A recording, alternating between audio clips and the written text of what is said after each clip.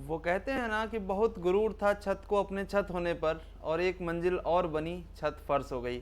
हाय दोस्तों, मैं हूं विनय त्रिपाठी और स्वागत है आप लोगों का अनअकैडमी के यूपीपीएससी चैनल पर। अनअकैडमी के यूपीपीएससी चैनल पर let's crack UP exam channel में आप लोगों का स्वागत है। साथियों, यहाँ पर मैं आप लोगों को समझाना ये चाहता हूँ इस कोटेशन के माध्यम से कि यदि आपसे कोई कुछ कहता है या फिर आप किसी को कुछ कहते हैं तो वहाँ पर गुरूर करने की ज़रूरत नहीं है। अपनी कलम में इतनी ताकत पैदा कर दीजिए कि धीरे धीरे कलम ही आपका गुरूर बन जाए, और वो दिन बहुत मुश्किल नहीं होता है। चलिए साथियों, तो हम आगे बात करते हैं। इस चैनल पर आपको क्या क्या मिलेगा यह देखने समझने के लिए थोड़ा सा इस चैनल के बारे में भी आप जान लीजिए। ये चैनल आपको यूपीपीएससी और यूपी ट्रिपल एससी की तैयारी के लिए एक सफिशिएंट प्लेटफॉर्म प्रोवाइड करता है। यदि मैं आप लोगों को बताने की कोशिश करूं तो आप थोड़ा समझने की भी कोशिश करना कि ये प्लेटफॉर्म ऐसा है जहां पर आपको ढेर सारे लाइव क्लासेस मिलेंगे, और ये डेली लाइव क्लास मिलेगा। साथ में आप देखेंगे ये लाइव क्लास बिल्कुल ऐसा होगा जैसे लगेगा कि आप क्लासरूम में बैठे हुए अपने डाउट्स को आप पूछ सकते हैं। लाइव टेस्ट के साथ लाइव क्विजेज मिलेंगे, आपको अनलिमिटेड एक्सेस मिलेगा इस चैनल पर आपको किसी भी वीडियो का, और कोर्सेज जो मिलेंगे वो बहुत ही स्ट्रक्चर्ड मिलेंगे। बहुत ज़्यादा स्ट्रक्चर्ड कोर्सेज होते हैं, तो आपको बिल्कुल परेशान होने की ज़रूरत नहीं है। इस चैनल पर आप बने रहिए। ढेर सारे अच्छे एजुकेटर्स आपको यहाँ पर मिलते हैं। एक ही प्लेटफॉर्म पर आप हिंदुस्तान के बहुत अच्छे एजुकेटर्स के साथ जुड़ सकते हैं और अपने मिशन को पूरा कर सकते हैं। साथियों, आप अपने टेस्ट सीरीज को यहाँ पर ट्रैक कर सकते हैं, अपने प्रिपरेशन को ट्रैक कर सकते हैं कि आपने अभी तक कितनी तैयारी की है और कितना करना अभी और बाकी है। तो यदि मैं बात करूँ इस चैनल पर आगे कि आप कैसे बने रहेंगे और किस तरीके से आप अपने आप को रजिस्टर कर सकते हैं, तो साथियों ये भी जानना बहुत ज़रूरी है, क्योंकि सारी की सारी चीज़ें आपको अकेले यूट्यूब पर ही नहीं मिलेंगी। इसके लिए आपको हमारे इस एप्लीकेशन पर भी आना पड़ेगा। तो ये आप गूगल प्ले स्टोर में जा करके बहुत ही साधारण तरीके से अनअकैडमी का लर्निंग ऐप डाउनलोड कर लीजिए, और लर्निंग ऐप डाउनलोड करने के बाद आप इसे अपने मोबाइल नंबर और जीमेल आईडी से रजिस्टर कर लीजिए। अब बात आएगी आपके दिमाग में कि बच्चों कि इसकी फ़ीस कितनी है सर। तो बेटा देखिए, मैं जो अपने कोर्सेज़ की बात करूं या अनअकैडमी के यूपी पीसीएस की कोर्सेज़ की बात करूं, तो यूपी पीएससी में आप यदि इनरोल करना चाहते हैं अपने आप को, तो 1 साल के लिए, ज़रा ध्यान दीजिएगा, 12 महीने के लिए यूपी पीसीएस का प्री कम मेंस का कोर्स आपको पूरी तरीके से मिलेगा। मात्र और मात्र कितना, 7,000 रुपये में। सोचिए जरा कि 12 महीने यदि आप किसी ऑफलाइन कोचिंग में पढ़ने जाते हो तो आपका ट्रांसपोर्ट का खर्चा 7,000 रुपये हो सकता है, या इनफैक्ट इससे ज़्यादा हो सकता है। ये 1 महीने का रूम का रेंट बराबर हो जाता है बड़े शहरों के। तो बेटा आप देर ना करिए। यदि आपको इसमें डिस्काउंट भी चाहिए ही होगा, क्यों नहीं, डिस्काउंट तो बहुत अच्छी चीज़ होती है, सबको ही चाहिए होता है।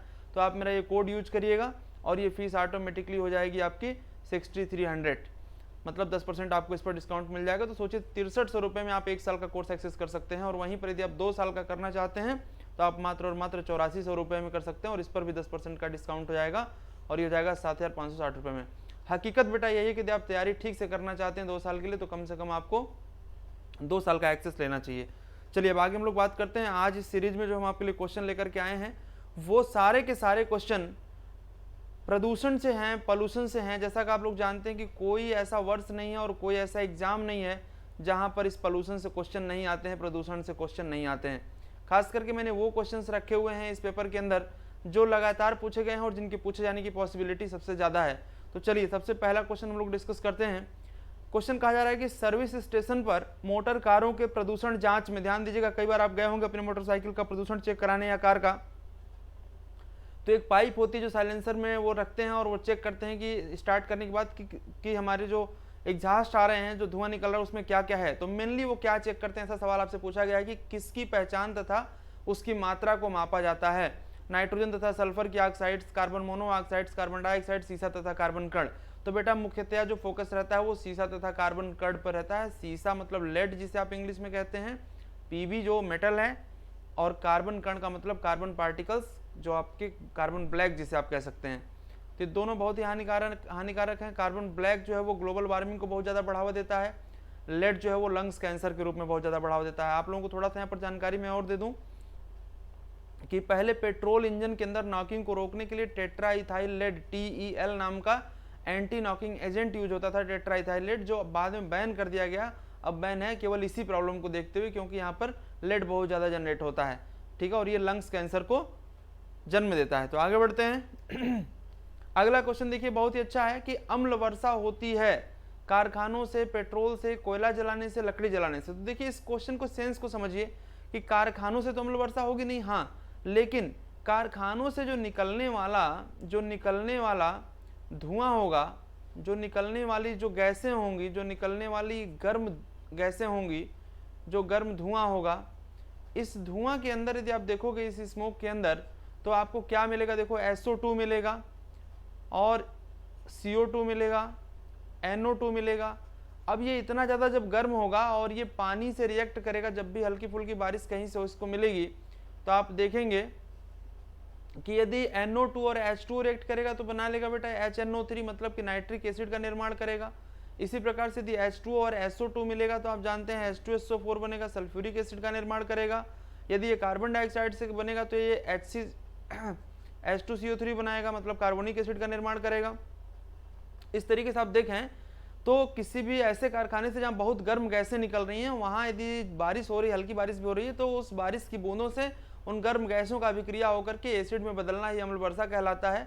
और ये उदाहरण आपको मिल सकता है मथुरा की जो ऑयल रिफाइनरी है, इस मथुरा ऑयल रिफाइनरी के कारण जो गैसें वहाँ से निकलती हैं गर्म होकर के रिफाइन होते समय, वो बारिश रिएक्ट करती हैं बारिश की बूंदों से और ताज पर गिरती हैं, तो देखेंगे कि ताज के कलर में स्पॉट आ जाता है। इसी को आपने ताज कैंसर भी नाम दिया हुआ है। तो ये अम्ल वर्षा कारखानों से निकलने वाले धुओं के कारण मुख्यतया होती है सामान्य स्थिति में। बाकी जंगल में आग लग जाए, कुछ और ऐसी स्थिति हो जाए तो वहाँ से भी हो सकती है। आगे बढ़ते हैं बेटा, ये क्वेश्चन भी बहुत इंपॉर्टेंट है। फ्लाई ऐश पर कई बार क्वेश्चन पूछे गए हैं कि फ्लाई ऐश क्या होता है। तो फ्लाई ऐश मैं आप लोगों को साधारण भाषा में बता देता हूँ कि क्या होता है। जब भी आप कोयले को चिमनी में, भट्टी में डाल करके जलाते हैं तो चिमनी से धुआं निकलता है और उस धुएं के साथ साथ सिलिकॉन डाइऑक्साइड के बहुत ही फाइन पार्टिकल्स निकलते हैं। मतलब जैसे आप कह सकते हैं कि कोयले के अंदर जो सैंड का पार्टिकल है या कैल्शियम का जो पार्टिकल है वो ऑक्सीडाइज होकर के सिलिकॉन डाइऑक्साइड के पार्टिकल के फॉर्म में निकलता है, उसे हम फ्लाई ऐश कहते हैं। और ये प्रदूषण बहुत ही हानिकारक है, ये लंग्स कैंसर को जन्म देता है हवा में यदि आता है तो।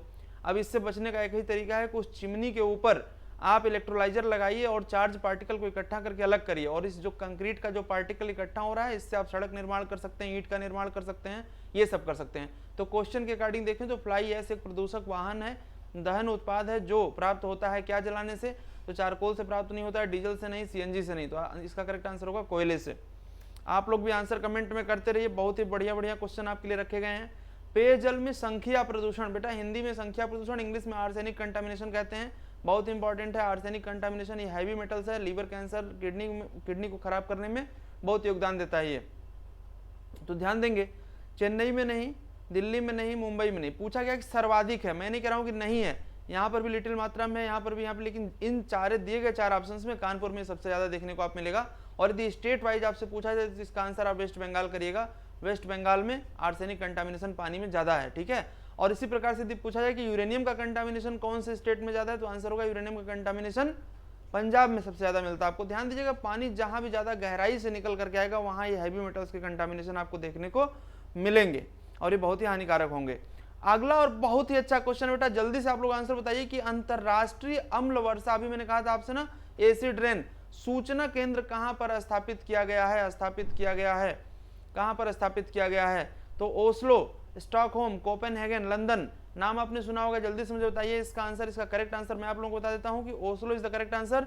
और ये भी पूछ सकते हैं कि ओस्लो है कहां, तो आप कहेंगे कि सर ये नॉर्वे में है, नॉर्वे की कैपिटल सिटी है ओस्लो, तो ये कंट्री के नाम से भी पूछ सकते हैं कि अम्ल वर्षा, अंतरराष्ट्रीय अम्ल वर्षा सूचना केंद्र कहां पर स्थापित किया गया, आंसर आप करेंगे नॉर्वे में। आगे यदि देखें बेटा तो ग्रीन हाउस गैस से हमने क्वेश्चन रखा है, बहुत इंपॉर्टेंट है। निम्नलिखित ग्रीन हाउस गैसों में से किस एक का उत्सर्जन पूर्णतः मानवदभी है, मतलब एंथ्रोपोजेनिक है। एंथ्रोपोजेनिक का मतलब होता है जो मानव जनित होता है, मानव जनित का मतलब होता है जो इंसान ने उत्पन्न किया है। पूर्णतः कह रहा है, ध्यान दीजिएगा, यहाँ पर एक बात और की जा रही है कि पूर्णतः एंथ्रोपोजेनिक है, मतलब पूरी तरीके से हमने आपने निकाला है। तो जैसा कि आप लोग जानते हैं कि मीथेन नेचुरली जनरेट होती है, आप देखेंगे तो नाइट्रस ऑक्साइड भी बहुत सारे अभिक्रियाओं में आपको देखने को मिलेगी, हाइड्रोजन सल्फाइड भी मिलेगी। अब क्लोरोफ्लोरोकार्बन जो है CFC, ये पूर्णतः एंथ्रोपोजेनिक है, ठीक है।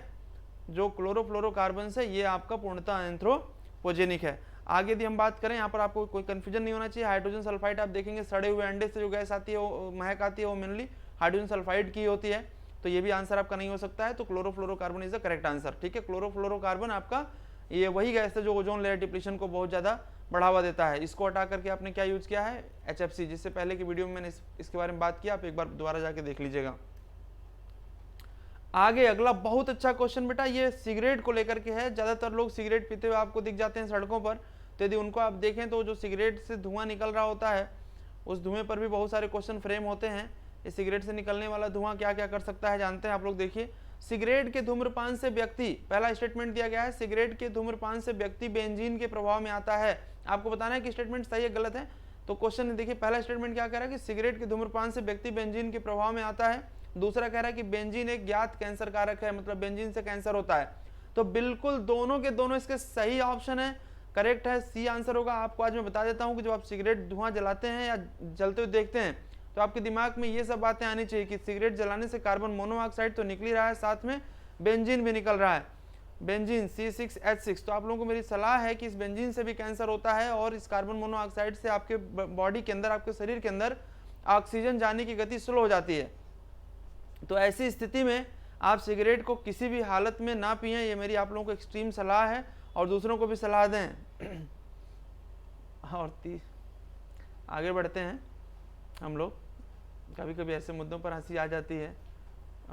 चलिए आगे बढ़ते हैं, क्योंकि ये आजकल का जो युवा है ना, वो कई बार कह देता है कि सर इसके बिना तो काम ही नहीं चल पाता है। तो काम चल जाता है हर चीज़ के बिना, बस आपको चलाना पड़ता है, ठीक है।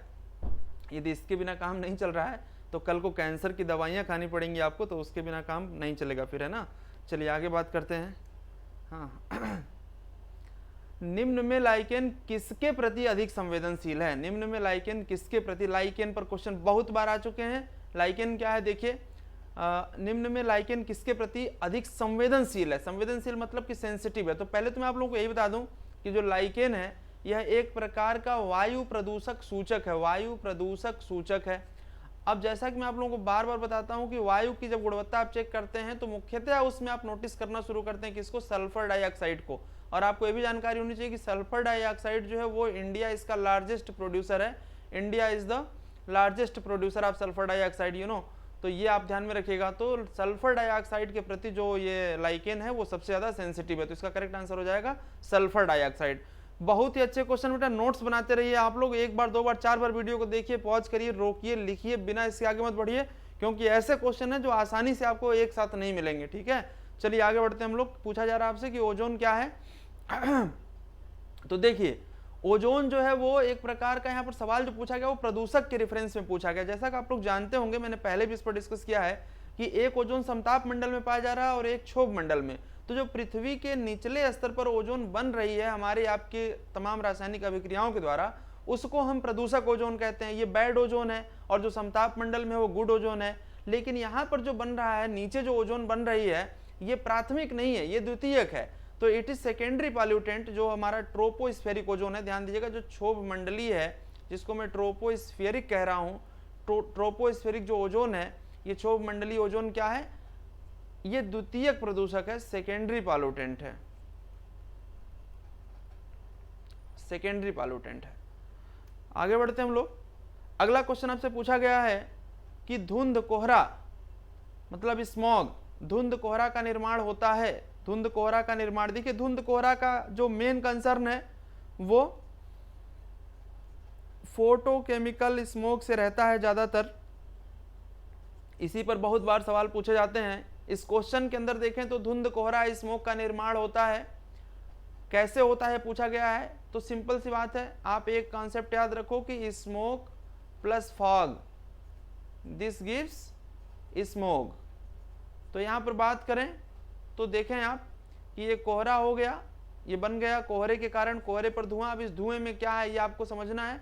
तो यहां से धुआं प्लस कोहरा, धुआं प्लस कोहरा आपका देखिए तीसरा जो विकल्प सी है, ये स्मोक प्लस फॉग, धुआं प्लस कोहरा, दिस गिव्स स्मोक। और इसी में जब नाइट्रस ऑक्साइड का रिएक्शन होगा और दूसरी जो हार्मफुल गैसेस हैं वो रिएक्ट करेंगी, सन का प्रकाश मिलेगा सूर्य का, तो ये फोटोकेमिकल स्मोक बनाएगा और वहां से फिर पराक्सी एसिटिल नाइट्रेट बनना शुरू होगा, पैन, है ना। इस पर भी बहुत बार क्वेश्चन पूछे गए हैं। यहाँ देखिए अगला और बहुत अच्छा क्वेश्चन है कि वायु प्रदूषण के विश्वसनीय संकेतक, मतलब बिल्कुल ही अच्छा इंडिकेटर वायु प्रदूषण का, तो क्या क्या है देखिए, हरी शैवाल तथा जलीय लीवर्सट और लाइकेन तथा मॉस, नीम तथा आम। तो लाइकेन तथा मॉस नहीं है, फन तथा साइकस नहीं है, ये आप इसमें आंसर कर सकते हैं। हरी शैवाल, ब्लू ग्रीन एल्गी आजकल यूज होती है, इसको आप करेक्ट आंसर मानेंगे, blue green algae, blue green algae, ठीक है ना, ये इसका करेक्ट आंसर है, ठीक है। अकेले लाइकेन ने दिया है तो लाइकेन भी आंसर हो सकता है, लेकिन वो अकेले आए तो, ठीक है, या फिर लाइकेन प्लस एल्गी आया तब भी हो सकता है। तो आज के लिए बच्चों बस इतना ही। और ये प्रीमियर में हमारी लास्ट क्लास थी। एक प्रॉब्लम थी कि प्रीमियर करते समय हम आप लोगों के कमेंट का आंसर नहीं कर पाते हैं क्योंकि वीडियो रिकॉर्डेड होती है पहले से। तो अब आज जो आप देख रहे हैं ये लास्ट प्रीमियर क्लास थी, इसके लिए बहुत बहुत धन्यवाद आप लोगों को, थैंक यू।